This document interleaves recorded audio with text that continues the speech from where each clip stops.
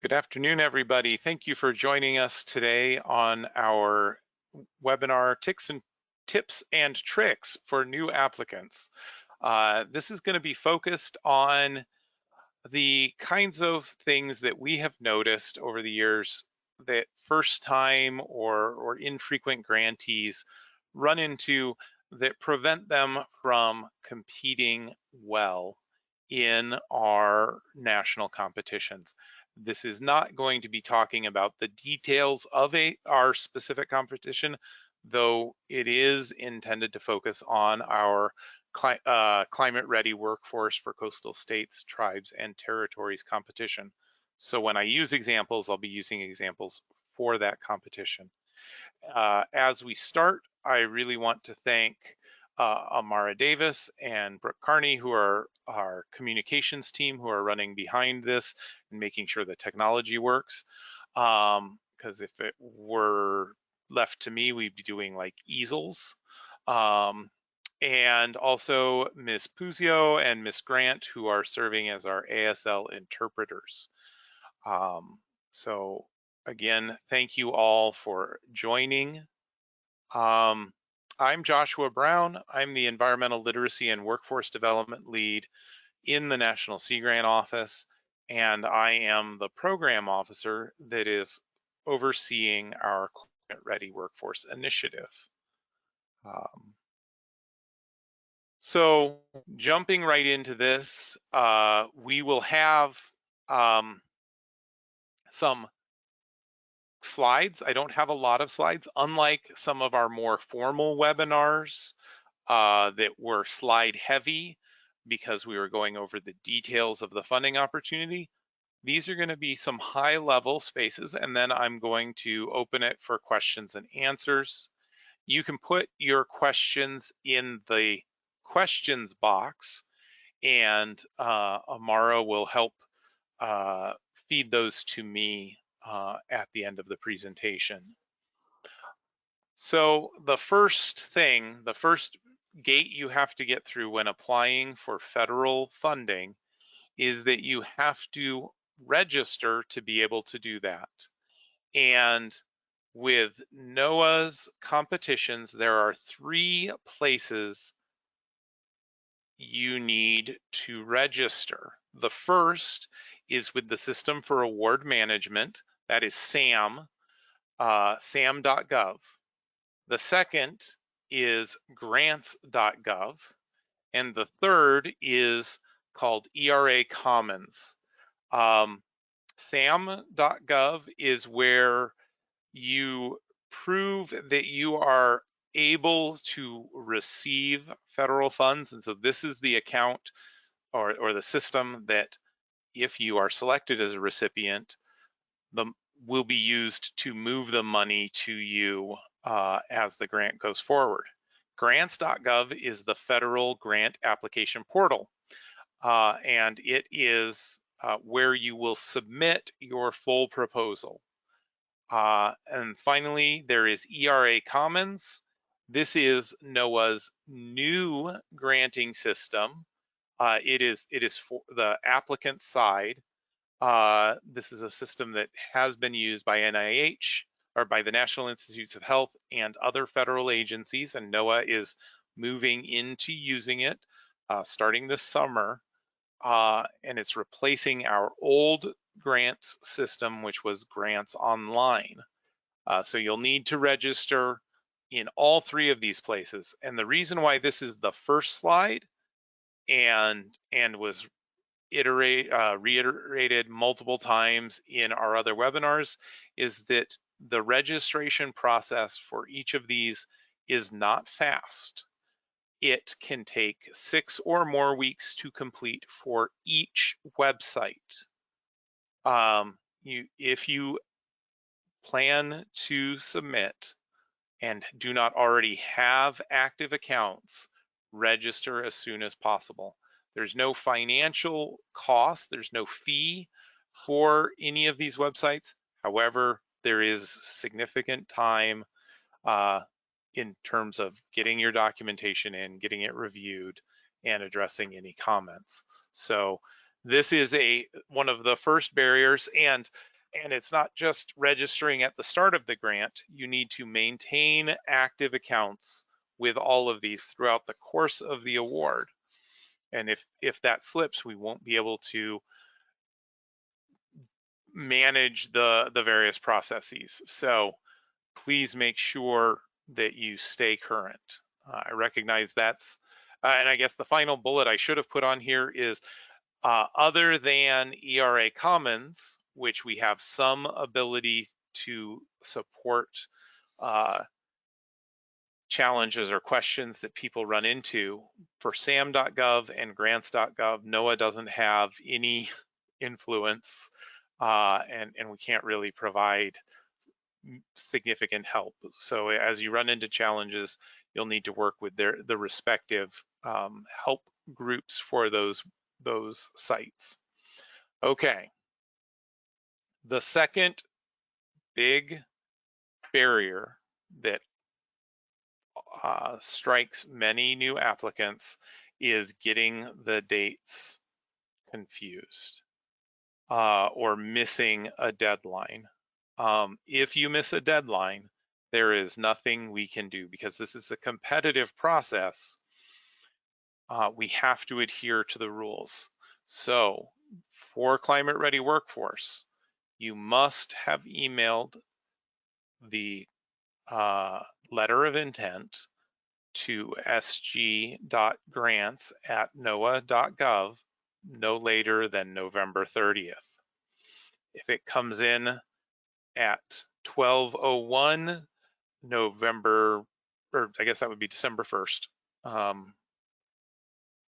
can't accept it. You need to make sure it comes in on time.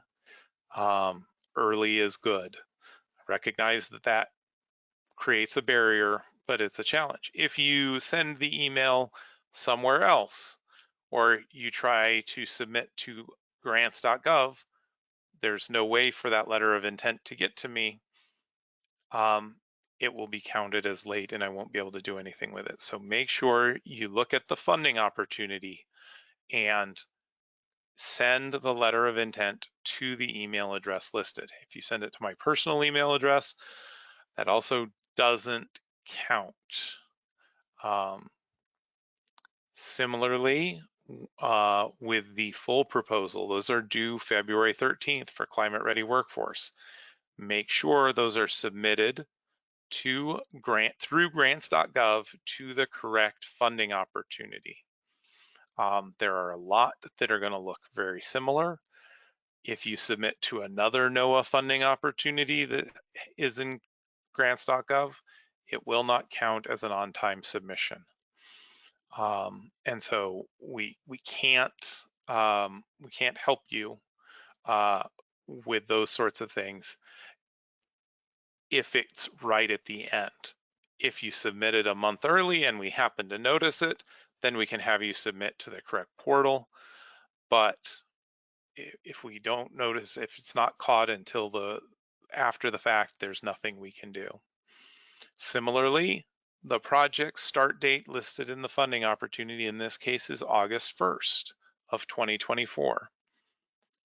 Please don't send us proposals with start dates of January 1st, 2024 or December 2023. We won't be able to get you the money by then. So make sure you're following those start dates directly. If you have questions, please ask, because there may be, well, I think in this case, it's pretty clear they should start August 1st. But in general, you can always reach out and ask what, if any, flexibility there is on start dates, because sometimes there is. Which leads to this point. Ask questions early. Reach out to the program staff as soon as you have questions, because I can answer questions and I have more flexibility in helping you, say, now than after the letter of intents are passed or the full proposal application period is passed.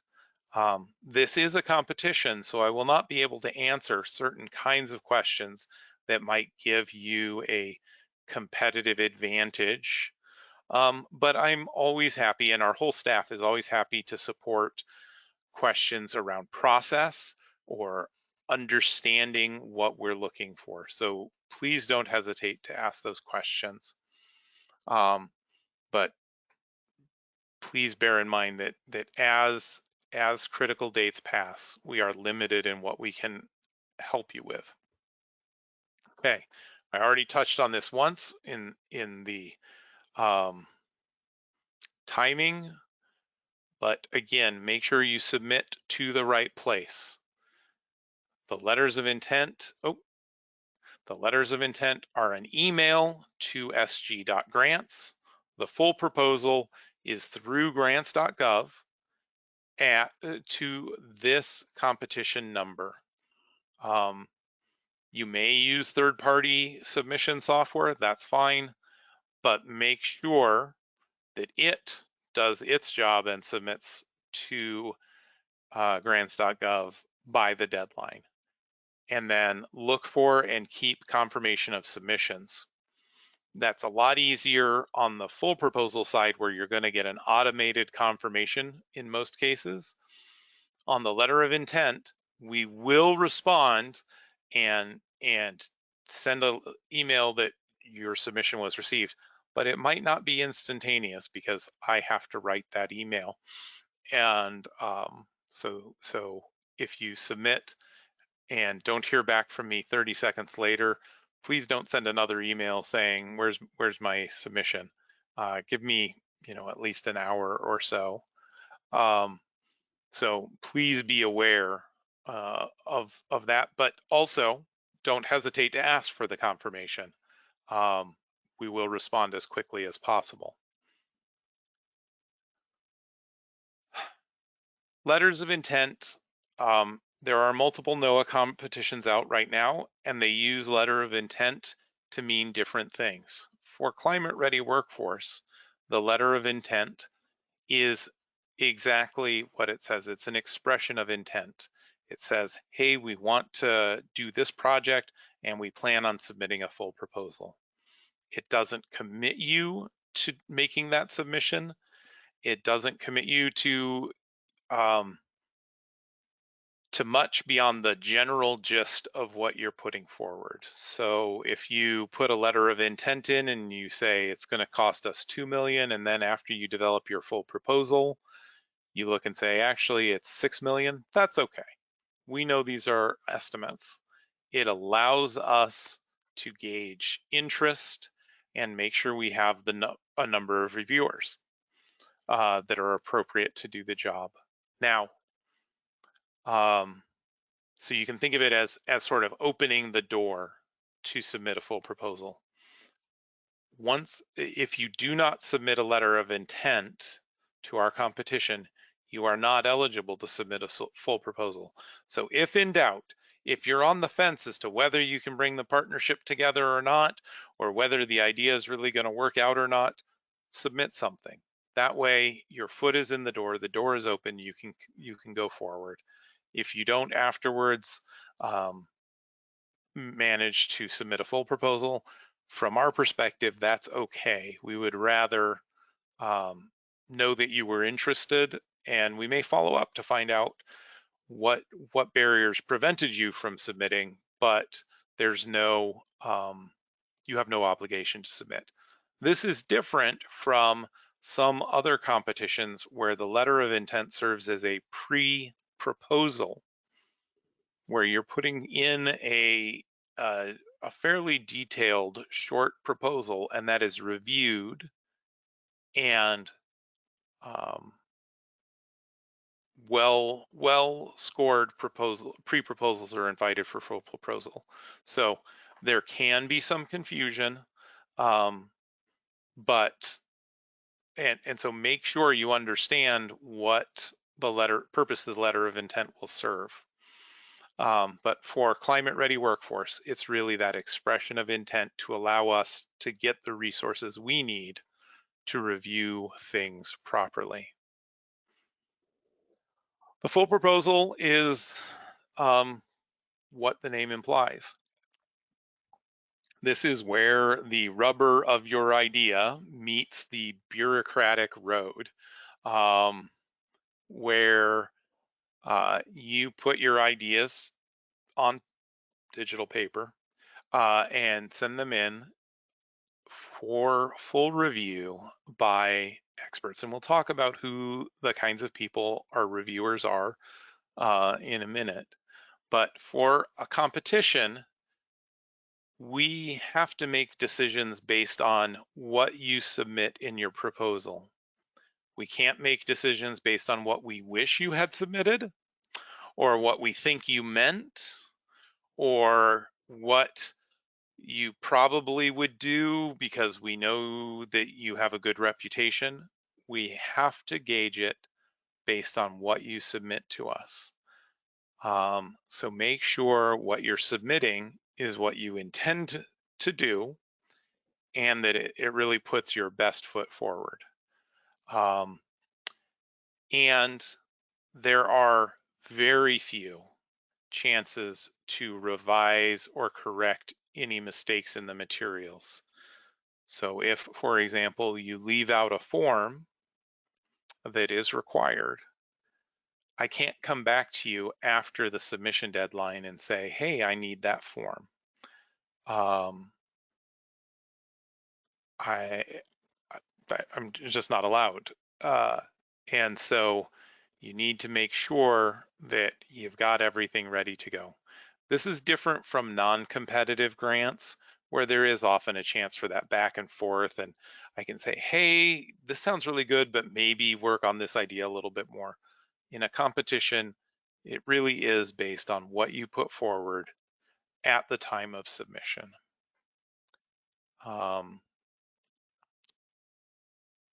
In that vein, really make sure you check what we call the minimum requirements.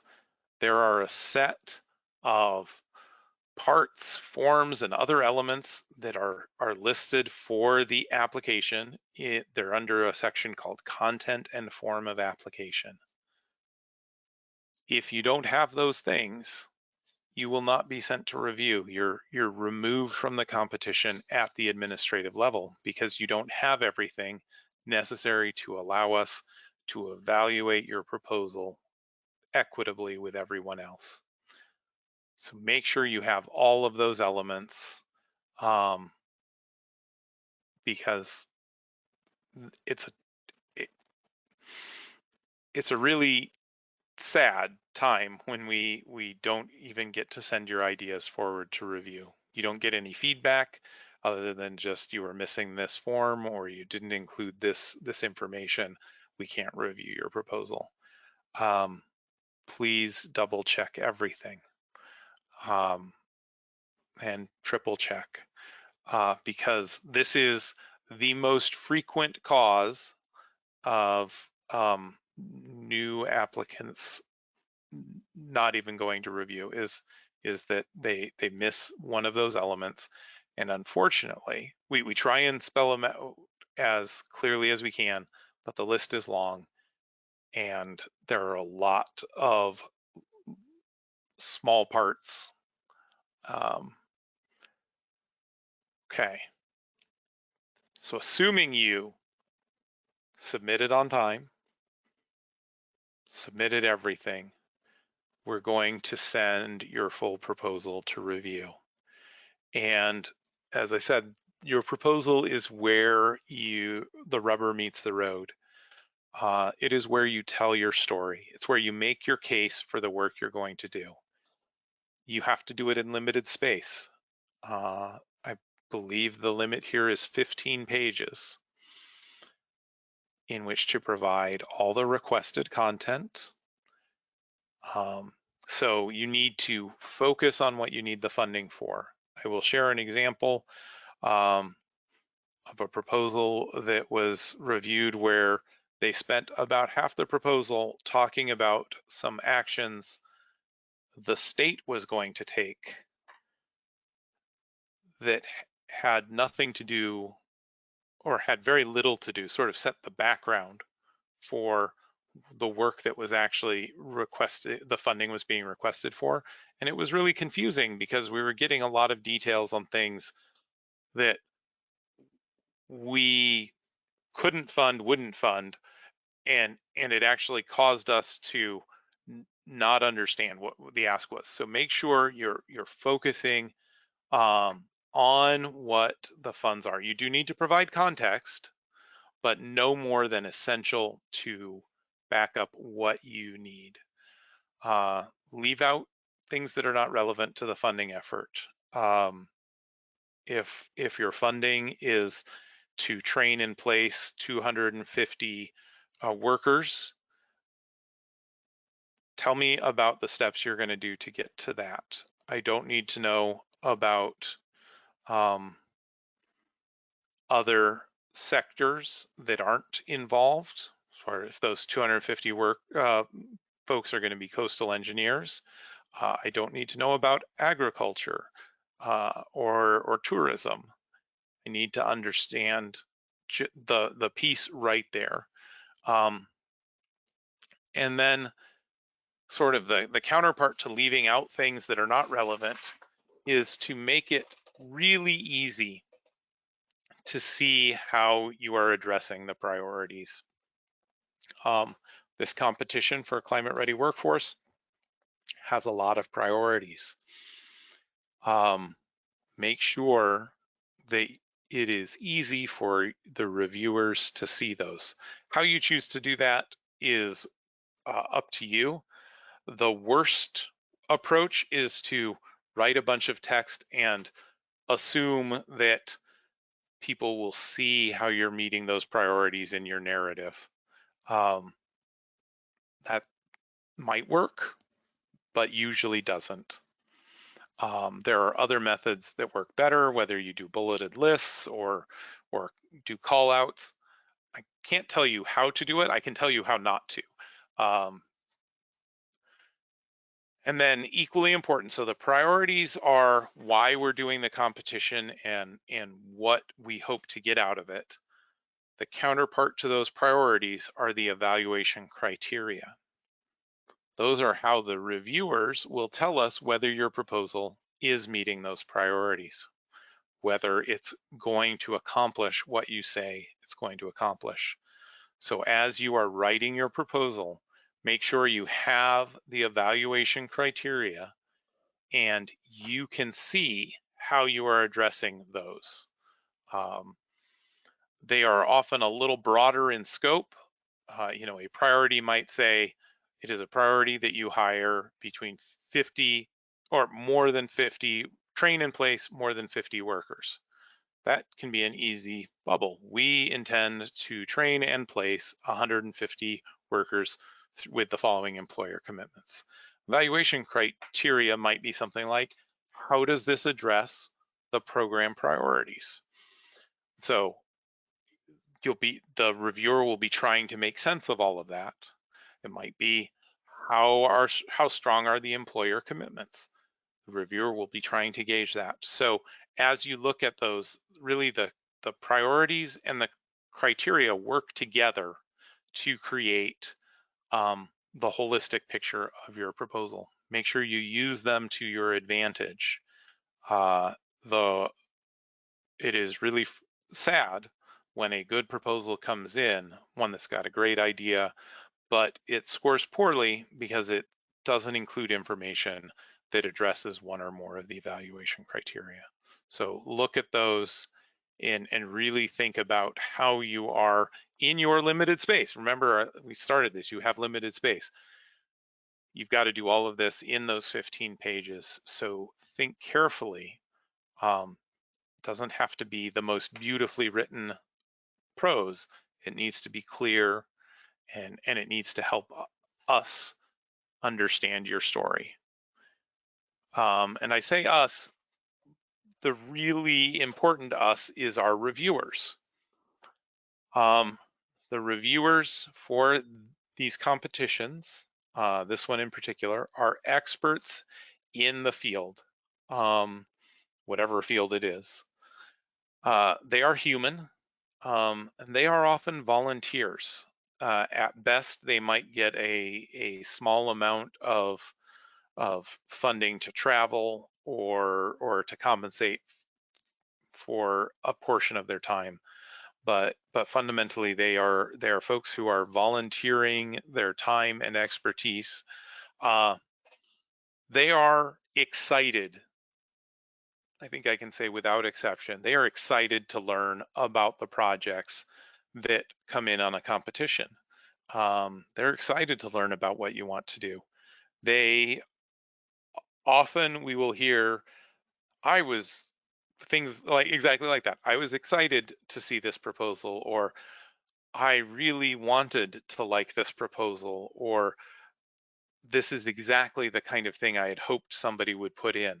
They're very excited and they want you to succeed. My advice to you is to make their job easy. As we talked about on the preceding slide, make sure you give them what they need through those evaluation criteria, through those priorities, and don't give them anything extra, because that extra is rarely helpful. It often leads to confusion. And the counterpart is they can't give you credit for what isn't included. So make sure you include everything that's required. Um, and yeah. So the final piece, we talked a lot about the story and the reviewers. The final piece is really, at the end of the day, grants are about money. And there are a lot of forms that request breakdowns on the budget, and they all need to sum up to the same totals at the end. It is surprising the number of times we see budgets that come in and they differ, sometimes by $1 because of rounding errors in the different softwares, or not even errors, rounding procedures. Sometimes they differ by hundreds or thousands of dollars. That does not generally look great. It does not convey a sense that you know what you're doing and are able to manage these funds well. So make sure at the end of the day, when you lay all your budget forms out, that the numbers all add up. And with that's sort of the most common barriers. The things that more often than not see good ideas not get funded. Again, if you follow these, it doesn't mean you will get funded, but it does increase the likelihood that you'll get to review and that reviewers will be able to successfully review your proposal. And there is the hope at the end of the day that you will be successfully competing. We are may not feel like this, but we in our office and the reviewers are really rooting for everybody. We want to fund good projects, and we want to see all the ideas come in the best possible light. So it is, it's our sincere hope that you are successful in submitting your letter of intent, submitting your application, and the day getting funded, because that's a service that we provide, and it's a way that we are able to support amazing work. So at this point, I'm going to open it to questions from the questions feature, and I'll do my best to answer them. Again, I'm going to focus on tips and tricks rather than nitty gritty of the funding opportunities. All right, we do have a few questions coming in, Joshua. The first is the process of securing employer commitment described anywhere? I'm unfamiliar with the entry points for securing such commitments. Yeah, so it can look like a lot of different things. Um, there is no one process to secure those. It can be as simple as you working with a business and you get a letter from them that says, if the training program produces people with these 3 skills, we are able and willing to, we commit to hire 25 of them. It can be even more formal than that, but at a basic level, it can be as simple as them making a written statement to that effect. Thank you. Our next question is it possible for someone to serve as co-PI on more than one proposal? Yes, absolutely. The only limitation is that the federal government doesn't think you should work more than 40 hours a week. And so we don't like to fund people to work more than 4 a week. And so if you already have a full-time job and are requesting salary support, we will be concerned about that. But certainly you can buy out some of your time, or if you are not working full-time, for example, many university staff actually have 9-month jobs and they need to come up with the other 3 months of their salary. That's something you can do through a grant. But yes, you can be a co-PI on more than one award. Is the ERA Commons registration due before the letter of intent is submitted or before the full proposal is submitted? Before the full proposal. What is the latest project end date and what is the award notification date? The latest, these can be up to 4-year awards. So the latest project end date would be July 31st of 2028, I think. Math, not my strong point on here, but they can be up to 4 years.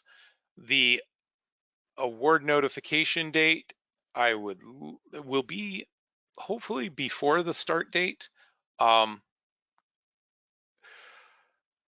Ideally, we would let you know by June of 2024.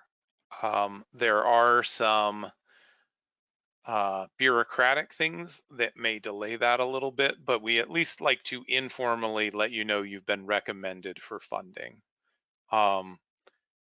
So I would expect June-ish, but we've had some things delay stuff this past year, so um, I would ask for a little bit of grace and understanding that there'll be a little flex on that.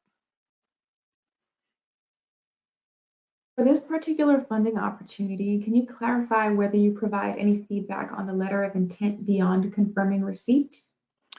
We at this stage do not plan on providing any feedback on the letter of intent.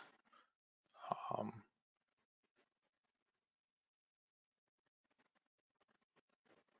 You mentioned barriers to submission. Could you give some insight on overcoming those key barriers?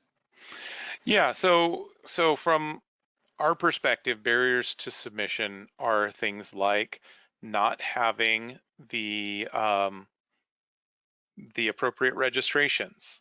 So before you can submit to grants.gov, you need to be registered in grants.gov. That can take 6 weeks. I think to register for grants.gov, you need to be registered in SAM. And so you're already looking at a 2 to 3 month window in advance of submission that you need to be working on it. And if you're not already in that process, honestly, by the time you submit the letters of intent, you may not be able to make, especially because of holidays, you may not be able to get your grants.gov registration in place. That would prevent you from applying. Similarly,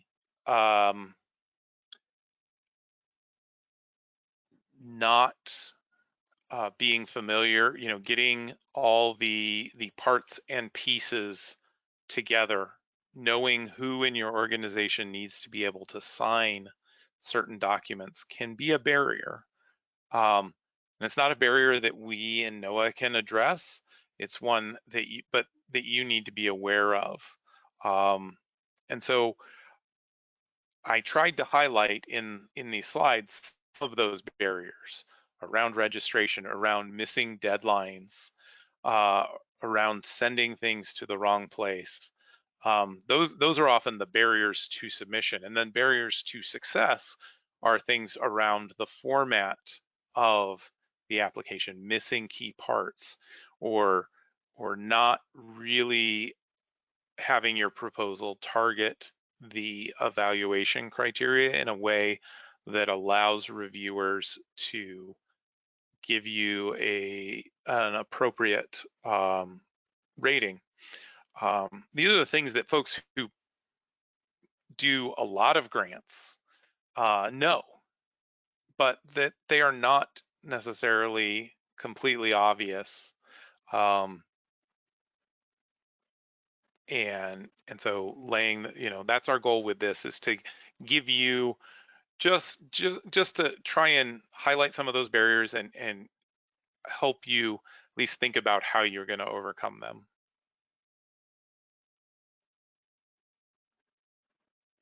Thank you, Joshua. The next question is, if a region is applying for both a regional challenge grant and this grant, with different partners taking the lead on each one, is that a conflict? No, I mean, I say no.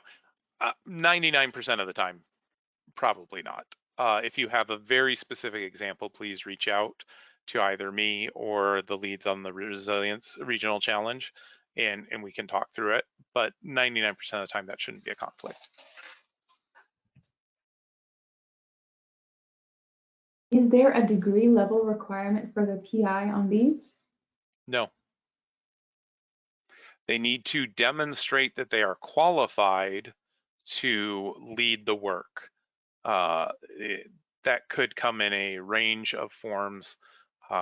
Certainly doesn't need an advanced degree or any degree specifically.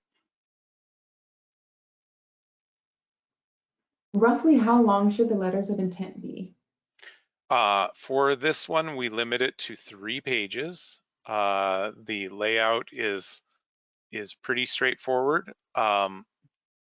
They were going to be 2 pages, but we asked you to include a table of potential partners, so we gave you a 3rd page to make that work. They don't need to be long.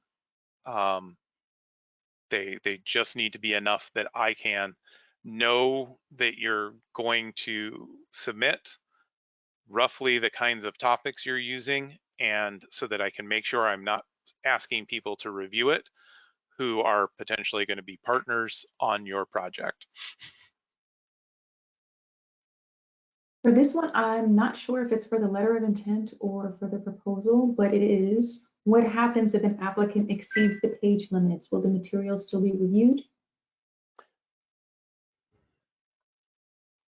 So on the letter of intent, again, because there's no feedback, if you exceed the page limit, I will shake my head and be sad. So please don't exceed the page limit. On a full proposal, we will redact anything after the page limit and allow it to be reviewed. But often that is not to your benefit, because reviewers will see it stop in mid-sentence kind of thing.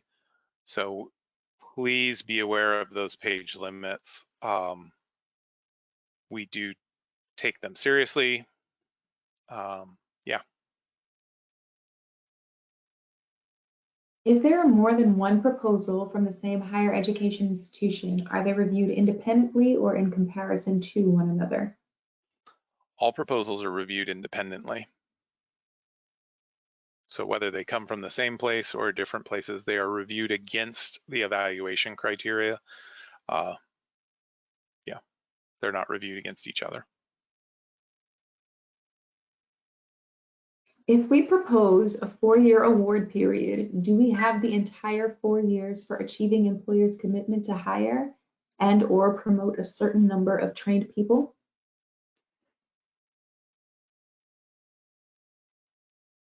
I think the answer to that is yes.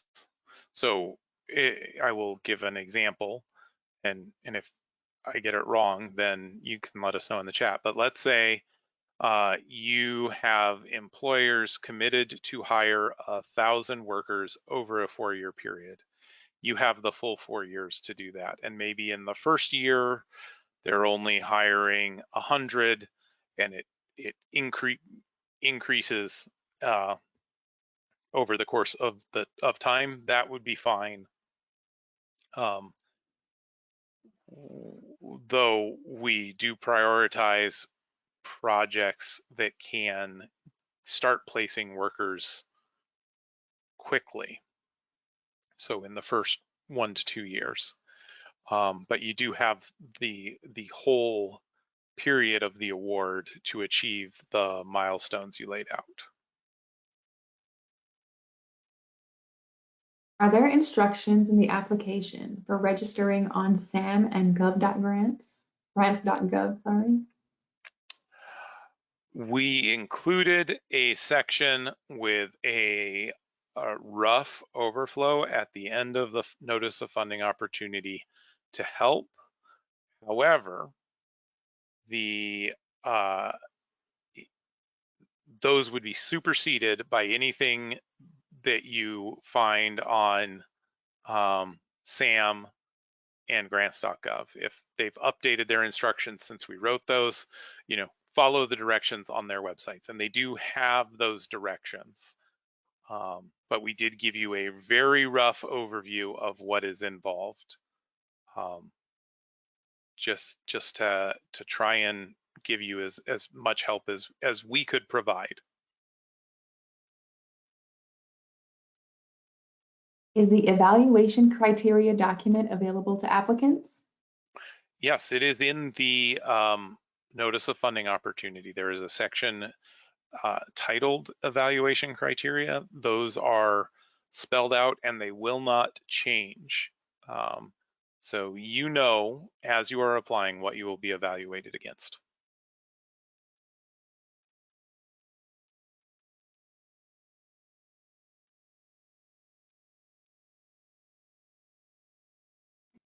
Is there a minimum number of trainees or hires that will be considered? I think we put in the funding opportunity 50 plus. So we're looking for at least 50 over the course of the award. Obviously, I believe one of the evaluation criteria reflects, the number of potential trainees and placements. So that is a factor, but 50 is kind of the floor. Is worker placement a requirement of a proposed project? For example, does a termed apprenticeship qualify?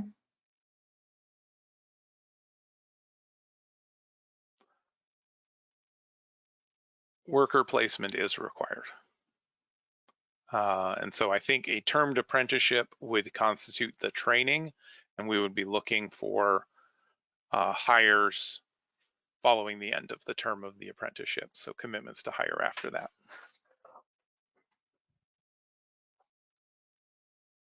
All right, I think that is our final question. For folks who are asking, I've done my best to respond in the chat, and also, oh, sorry, we just got one more. Materials, including the recordings and the slides, plus the notice of funding opportunity and other information regarding this opportunity are going to be available on our website as soon as we can get them up. That website is cgrant.noaa.gov/CRW. It's on the slides right now, and that is where we'll be posting all of that information. We did get a couple of questions while I was speaking, so I'll go ahead and pass those on. What role can cooperative extension faculty and staff /Sea Grant play in grants? What role can they play in grants? Yes. Um, that is a very broad question. Uh, the In the these short grants answer, specifically. the in these grants, okay, in these grants, um, in grants in general, they can play many roles. Uh, for climate ready workforce, we see extension, cooperative extension, Sea Grant, and others as key partners.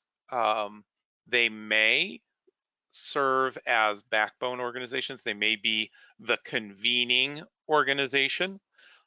They may also be strategic partners who provide important scientific or social knowledge. They may bring folks to the table. They may help employers understand what's involved.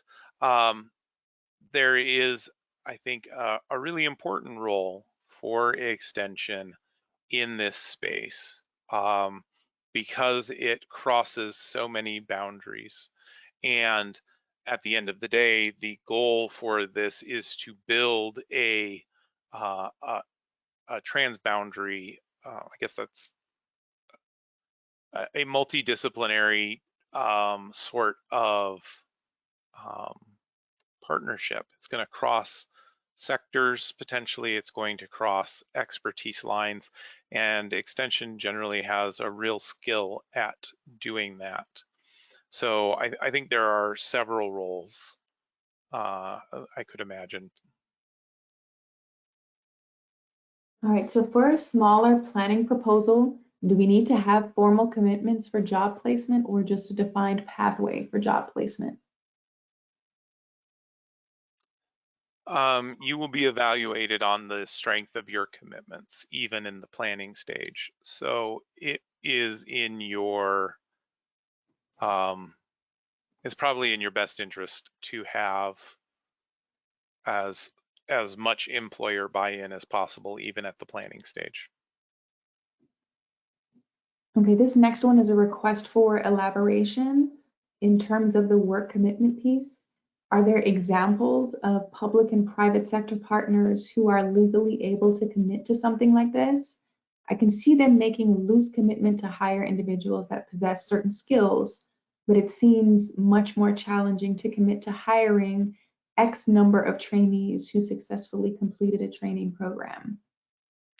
Well, private sector organizations um, are perfectly able to commit themselves.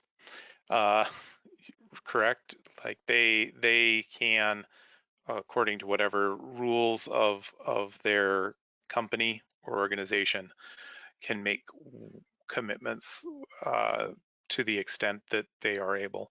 Public sector, I think, is maybe a little more nuanced, but we are aware of examples. For example, EDA's Good Jobs Challenge, where public and private sector organizations made appropriate commitments and carried through with them. Is it correct that promotion of a trainee from their current hired position can count as part of the 50 or more minimum for persons trained and hired? If it is a promotion from their current position to a new position, yes. Do contract jobs work for job placement? For example, can trainees be hired for a 1-year contract? So we will be tracking, in terms of success, worker placements after 1 year and after 5 years. So ideally, a good job, if you go back to the good jobs principles we talked about in previous webinars, a good job includes some stability. Um, I would leave it to the reviewers to determine whether a contract placement represented a good job in consistent with those principles. I won't make that determination right now. All right, I'll just give it a few more moments if anyone has any final burning questions.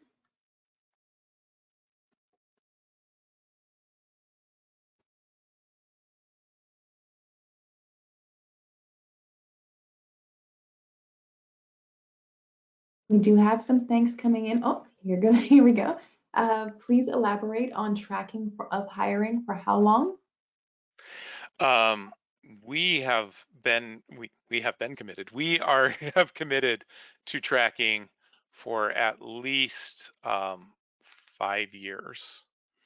Uh, so workers placed after uh, 1 year and after 5 years is the numbers I think we're currently working with.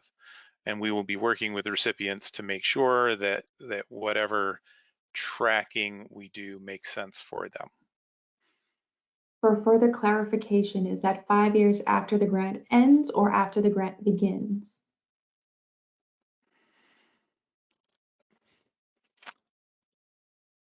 I will say that my understanding is after the end of the award. So, but we are still in discussions about how we can best do that. So put that at like a 75% certainty. As we are developing the regional partnership and beginning meetings to identify roles and responsibilities, can the backbone organization change after the letter of intent has been submitted? Yes. Um, if that happens, please send us an email noting that to sg.grants at noaa.gov so that we don't kick out the application because it's coming from a different place.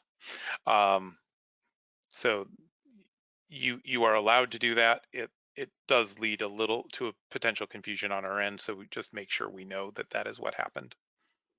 Um, Otherwise, when I look at my spreadsheet of who submitted letters of intent and who submitted proposals, I might say, oh, these folks aren't there. This might be a question that we need to get back to, but how does quality control of software tools, how is it maintained?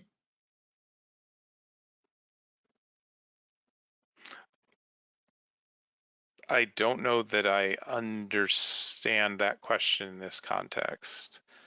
Um, Uh, we, if it's like, how do we make sure that the software that you're submitting grants through is maintained? We have grants.gov, ERA, and SAM all have technical teams. Um, if it's how good my spreadsheets are, I have colleagues who double check me. So I'm not sure. I would need more context. Feel free to send an email and we'll try and clarify that. the clarification is the end product to be used in NOAA day-to-day activities. I think Oh, if you go ahead. so talking about the end products that would be put up on the climate resilience toolkit, um, we have a team of folks that work on that. We will work with anyone who submits that to make sure that it is QA QC'd upon submission. But it is the submitter's responsibility to make sure it's in good shape. Thank you for that. And thank you for that And thank you for the clarification. clarification. Can a program applicant have other grants operating while they're applying or accepting this grant Yes. program, especially Yeah. from NOAA or NSF? Yes, absolutely. And is there any flexibility to modify budget line items or the scope of work throughout the project performance period? There is some flexibility, and with appropriate justifications. All right, folks, we have about 5 minutes left. If you have further questions, please do add them into the chat. And as a reminder, this webinar, the recording for it, the materials for it, including the questions and the answers to them, will be available on the website cgrant.noaa.gov/CRW.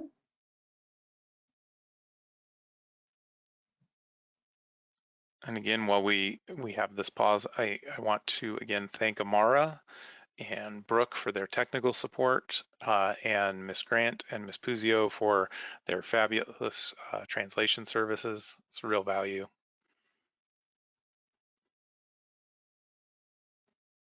All right, I want to let you know that the audience has shared their thanks, and that this was very helpful.